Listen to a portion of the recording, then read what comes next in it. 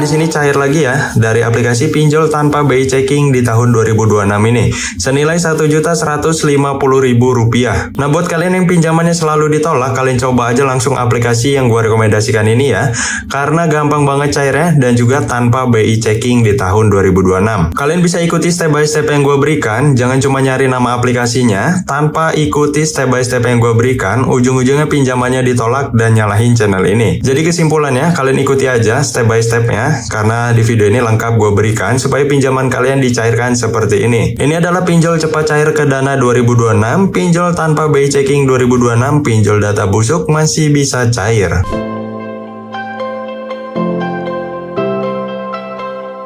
Oke teman-teman, kali ini kita sudah berhasil masuk di dalam aplikasi pinjol cepat cair ke Dana tahun 2026 ini ya. Ini juga aplikasi yang katanya tanpa BI checking. Untuk tampilan utamanya kurang lebih seperti ini ya. Memberikan limit hingga 5 juta rupiah.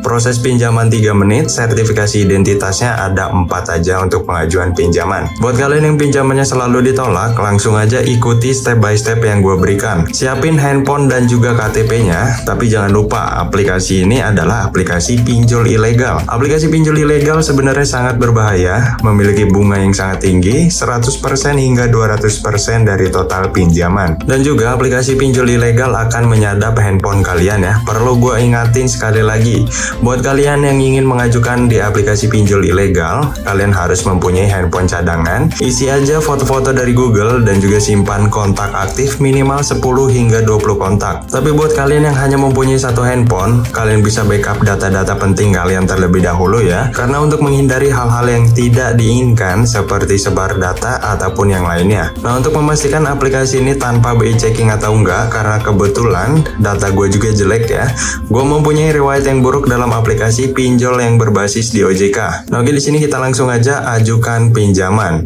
Untuk step yang pertama, di sini langsung diarahkan untuk identifikasi wajah dan foto KTP bagian depan. Nah, sebenarnya jika kalian baru mendownload, kalian harus mendaftar dulu ya dengan nomor telepon. Nah, buat kalian ini mendaftar itu nomor HP-nya harus aktif minimal 6 bulan. Dan juga harus aktif secara nomor seluler ataupun nomor WhatsApp. Oke, kita lanjut ke bagian step pertama ini. Foto KTP bagian depan dan identifikasi wajah, ini hasilnya harus benar-benar jelas ya. Tidak boleh blur sama sekali. Untuk bagian KTP ini, data diri kalian harus terbaca ya, di kameranya ini harus jelas. Mulai dari nama, NIK, tanggal lahir, dan alamat kalian. Nah, oke, di sini gue akan isi terlebih dahulu ya untuk step pertamanya. Setelah itu kita akan melihat tampilan yang berikutnya. Setelah kalian memfoto KTP bagian depan, maka tampilannya akan muncul seperti ini.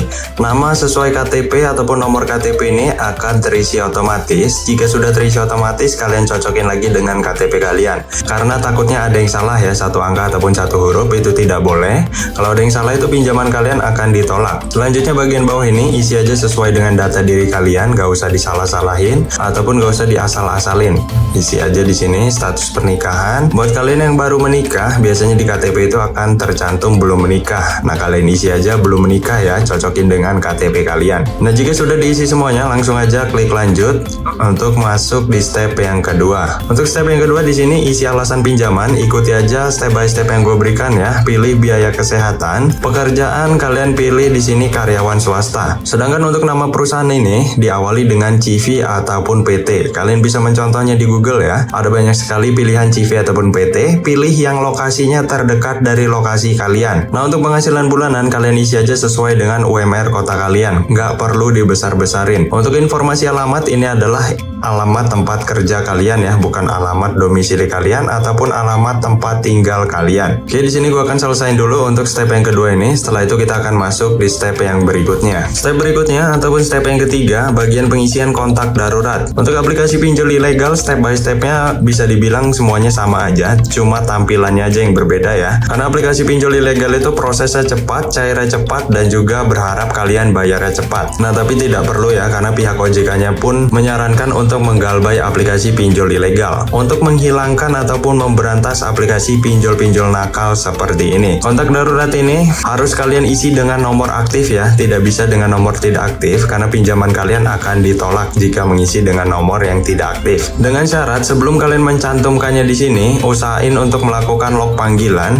nggak usah sampai diangkat, tidak masalah. Yang penting ada histori di log panggilan handphone kalian yang ingin kalian gunain untuk melakukan pinjaman online di aplikasi ini. Jika kalian sudah melakukan log panggilan, baru kalian cantumkan di sini supaya aplikasinya mendeteksi kalau kalian memang punya hubungan dengan nomor kontak darurat yang kalian cantumkan. Nah, di sini gua akan isi terlebih dahulu ya untuk ketiga kontak daruratnya. Setelah itu kita akan masuk di step yang terakhir. Step yang terakhir di sini yaitu bagian pengisian rekening bank. Seperti yang sering kali gue bilang, nama pemilik rekening ini tidak bisa diubah-ubah, jadi pencairannya tidak bisa menggunakan rekening orang lain ataupun orang tua kalian sendiri. Kalau pencairannya berbeda untuk nama rekeningnya, maka pinjaman kalian akan ditolak ya. Ini untuk aplikasi pinjol manapun, baik yang berbasis di OJK ataupun yang non-OJK. Untuk pilihan banknya sendiri, di sini cukup lengkap. Kalian bisa mencairkan ke rekening bank seperti BCA, BRI, Mandiri, BNI, CIM Niaga, dan masih banyak lagi. Nah, buat kalian yang tidak mempunyai akun rekening, di sini gua akan mencairkannya ke Dana ya. Ikuti aja step by step yang gua berikan karena di sini gua akan mencairkan ke Dana juga. Pilih Bank Permata, masukin kodenya seperti yang sering kali gua bilang yaitu 8528 dan dilanjutkan dengan nomor Dana kalian. Untuk bagian bawah ini sama ya karena ini hanya konfirmasi nomor rekening aja. Jadi setelah 8528, masukin nomor Dana kalian tanpa pengurangan apapun ataupun penambahan apapun. Oke, di sini gua akan isi terlebih dahulu untuk nomor rekening gua. Setelah itu kita akan melihat tampilan yang berikutnya. Nah, di sini gue mendapatkan limitnya Rp1.400.000. Lumayan besar lah ya. Tapi gue nggak tahu di sini bakal dicairin atau enggak. Dapat pinjaman dari satu produk kekayaan cepat dan kita langsung aja ajukan pinjaman. Untuk memastikan pinjaman ini akan dicairkan atau enggak. Submit berhasil, pinjaman sedang ditinjau, mohon bersabar menunggu. Kita konfirmasi aja di sini. Dan kita close di sini, mana close-nya?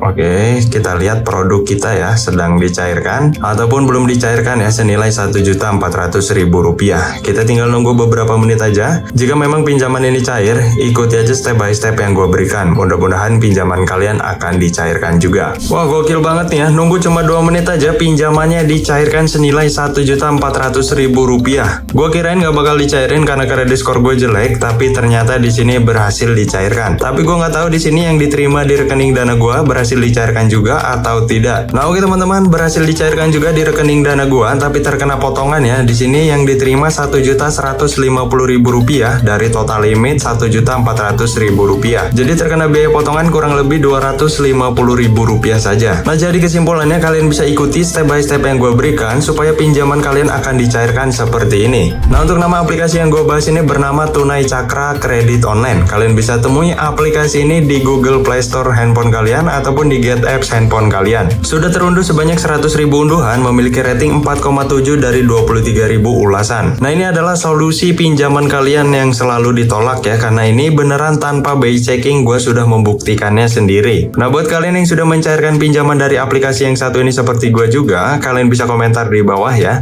untuk membantu teman-teman yang lainnya yang lagi kesulitan mencari pinjol cepat cair di tahun 2026 ini. Sampai bertemu di video selanjutnya, see you next time.